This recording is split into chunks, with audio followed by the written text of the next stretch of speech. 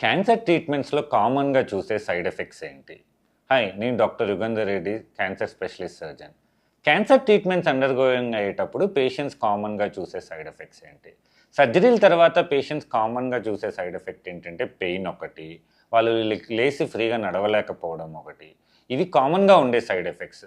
ఈ side effects తగ్గించుకోవడానికి మనము కొన్ని క్యాన్సర్స్‌లో ఎక్కడ సైంటిఫికల్లీ వాలిడో అక్కడ మనము లాప్రోస్కోపిక్, రోబోటిక్ సర్జరీస్ చేసుకుంటే ఈ పెయిన్ అనేది తగ్గుతుంది. తొందరగా పేషెంట్స్ మొబిలైజ్ అయ్యి వాళ్ళ వర్క్స్ చేసుకోగలుగుతారు. సెకండ్, కీమోథెరపీ అప్పుడు కామన్‌గా మనం చూసే సైడ్ ఎఫెక్ట్స్ ఏంటి? కీమోథెరపీ డ్రగ్స్ వల్ల కామన్‌గా పేషెంట్స్‌కి ఇంటెస్టైన్స్ ఎఫెక్ట్ అయ్యి ఆకలి అనేది తగ్గిపోతుంది. సో, మనము వాళ్ళకి ఆకలి తగ్గిపోవడానికి ఆకలి స్టిమ్యులెంట్స్‌కి కొంచెము సిరప్స్ లాంటివి ఇస్తామనమాట.